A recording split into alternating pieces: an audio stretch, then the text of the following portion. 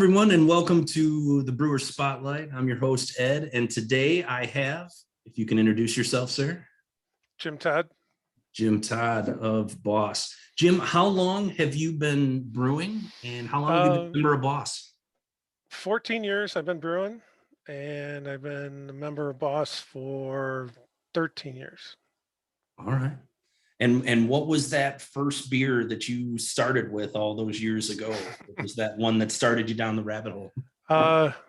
My dad and my wife went in together and got me a homebrew kit for Christmas one year. And it was a pale ale.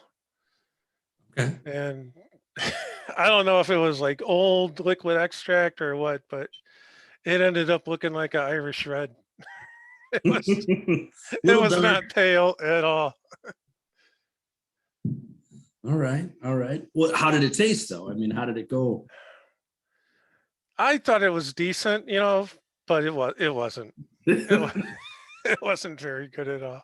So enough to keep you in the hobby though, at least enough to try it again. Yeah. I wanted to do it right. I figured I screwed this one up. I gotta, do it right and then, give it a fair chance and see. All right. So you went down the pale ale route. That was that first beer that you went for. Is that like the style that you typically drink or that you like to brew, or what do you tend to brew and drink? Lately it kind of is, but most of the, until lately, I was always brewing like big hoppy beers. Those strong ales, stuff like that. Those were my favorite beers to brew. Now, that I'm older and can't be drinking, 8% beers all the time.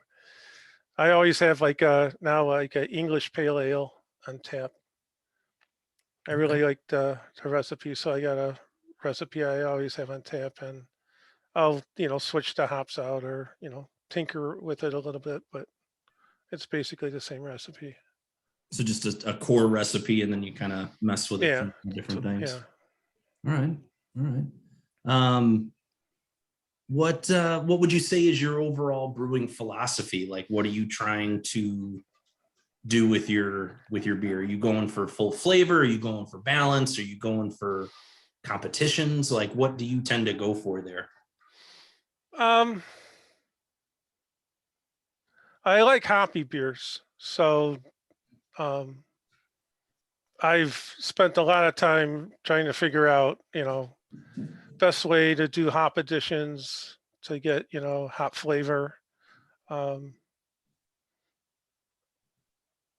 don't know if I have a philosophy. That's all right.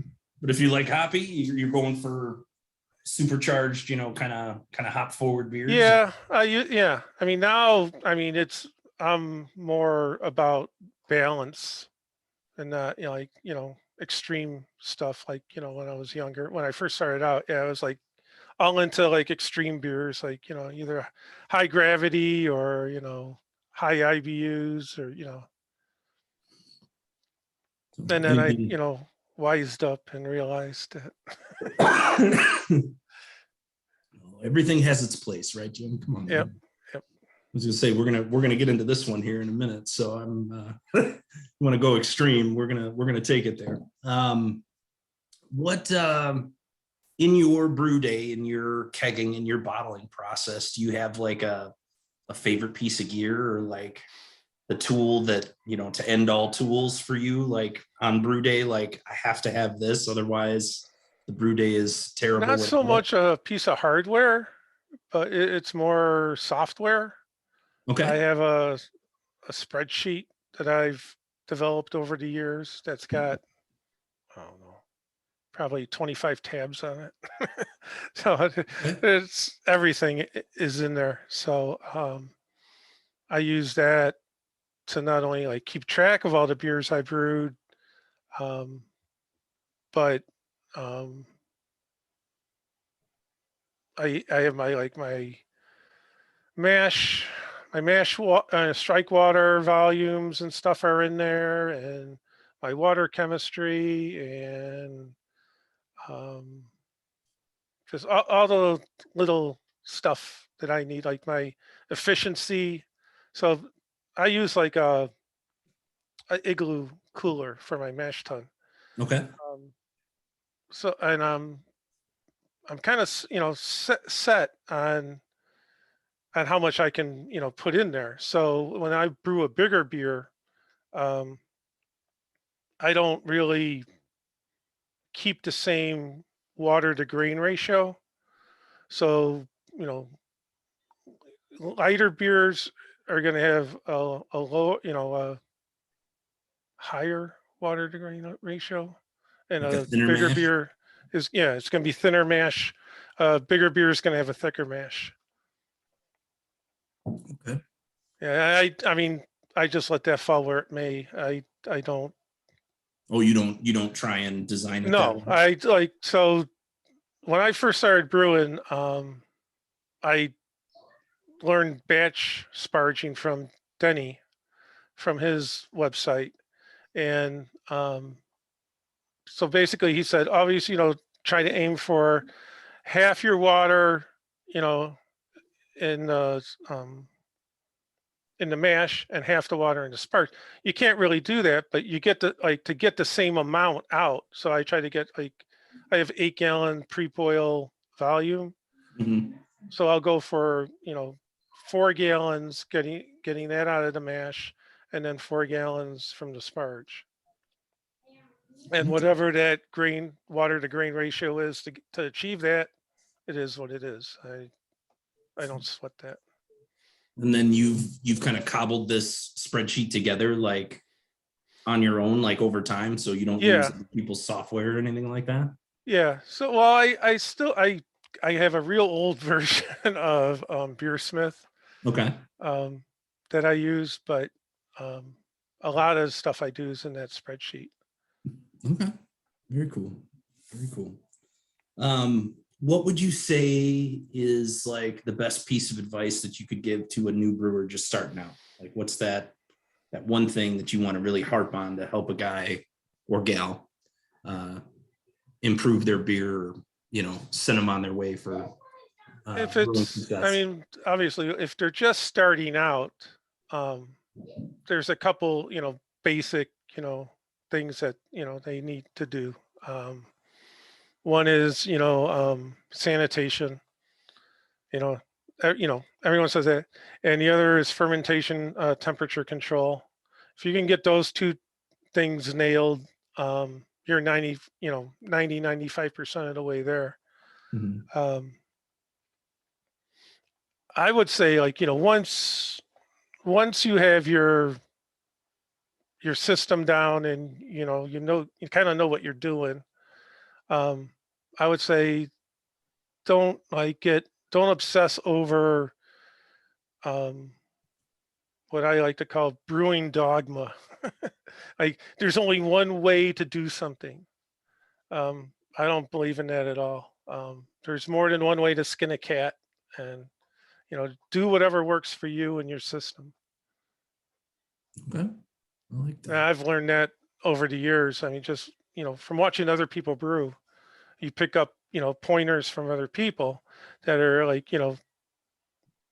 totally different than the way you brew. But then you see something that you say, oh, I can use that. I can incorporate that into what I'm doing. So Mhm. No, for sure. For sure. No, that's all, and that's all good advice too. I completely agree with all of that. You were talking about balance, and we were talking about lighter beers. And in my cellar, I happened to find a bottle of the Arctic Ale here, and I was hoping that we could kind of talk about it if we could for a couple of sure, minutes. yeah, I got it. You poured one too. There we go. Yeah, yeah. In for a dime, in for a dollar. Here we go. Oh man, that is just a like super rich, super like unctuous is the word I want to use for some reason. I don't know, but like it's chewy. I mean, that's a That's a Yeah, big that's a beer. good description of it. Yeah. So lay it in, man. Tell me about this beer. Tell us all about this beer. Uh, oh, what do you want to know? Well, how did you find it first off? Let's start Well, there. that wasn't easy. So the whole point of this was I was always into historical beers. So I had heard about this beer. Um, so when the Boss 25th anniversary was coming up, um, the board decided we should do a barrel aged beer. And then I said, well, if we're, yeah, let's do that, but let's not just do just a run in the mill barrel aged beer. I mean, 25th anniversary, it's got to be something special. So I said, I've heard, I'm familiar with this beer. It's supposed to be like the greatest beer ever brewed. Let me see if I can find a recipe for it, and then I'll get back to you. I'll let you know. And I figured, well, there's so much talk about this beer. There's got to be a recipe somewhere, and there wasn't. I looked for over 2 months for No this kidding. recipe. Yeah, and then finally I found it. Um, and I don't know if you're familiar, Martin Cornell. He's like Hmm. a Ron Pattinson Yeah, yeah, type. yeah. Yeah. So on his blog or whatever you want to call it, um, there was a post by um,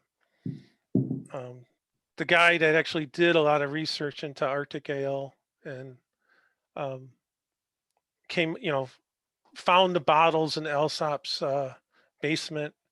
Um, and supposedly found a recipe. So he posted like the grain bill for it, and then kind of described the hopping to it. I mean, basically said, half the hops, at the beginning of the boil, and half the hops, as a flavor late addition, um, and aim for 60 IBUs. Okay. So that was all the information I had. It was just the percent, and they didn't even say like what type of like caramel malt. It just said caramel malt. Didn't say what kind. Hmm. Um, So you had to but take some liberty with this then. yeah, I had to, put a spin on it, kind of. Creative license. Exactly. Yeah. So yeah, all I knew was pale malt, brown malt, caramel malt, demura sugar, and then the hops. So I came up with a recipe. I brewed a batch, brought it to a board meeting, and we all agreed like, oh, this would be perfect to barrel age. Mhm. So and Brandon said, yeah, I'll brew it up, I'll barrel age it, I'll bottle it. So we were like, great, So that's how it came about. So, and you were gracious enough to, I'm going to plug the recipe book here, the 30th anniversary recipe You book. should plug it. It's a great And book. so, yeah, heck yeah. And so, yep, on the page here, we actually have the label for the 25th anniversary, as well as the full recipe, so that people don't have to piece it together off of this call, like other things. So yeah, so you found this recipe online in this obscure forum, and then it became kind of this legendary beer. And when I first joined the club, like this was the beer that everybody like, they were like, that's the guy. He's the guy that made this beer happen. And that was how I kind of latched onto you when I first started into the club. And so it's so funny for me to hear you be like, I'm not really, the barley wine guy. Like I'm more of a pale ale, English pale ale type Well, guy. now I am, but yeah, like I said, I used to be all about big beers and hoppy beers and extreme beers, and yeah, but now I gotta. There's definitely nothing more extreme than this beer. I feel like this is probably the single biggest beer I know I've ever had the pleasure of I mean, drinking. I still love big beers. Don't get me wrong. I mean, like I got 4 kegs on tap, and one of them's this. The other one's the barrel aged barley wine. It's good stuff. It's good stuff. And so, like, we're calling this, like in the book, you call it a Burton Ale. Yeah, Is it more of a barley wine, or is it like, is there nuance to that? Like, what am I that's a missing there? whole story unto itself. Yeah, so like before IPAs came about in the 1820s, Alsops and the Burton Brewers used to brew a beer called Burton Ale, and they would ship it to the Baltics and to Russia. This was actually before Imperial Stout, and that was the beer that, like, Alexander the Great and Catherine the Great, that was the beer that they wanted. But then, because of the Napoleonic Wars, that market started to dry up, and then Russia slapped a tariff on everything from England, except for stout and porter. So the Burton brewers couldn't export there anymore, but the London brewers that were brewing porters and stouts, now that market opened up to them, so they started shipping Imperial Stout. So that's how Imperial Stout kind of came about to be a predominant style. So then Alsops was looking for other markets, and then he got approached by the East India Company, asking them to make a Indian Pale Ale.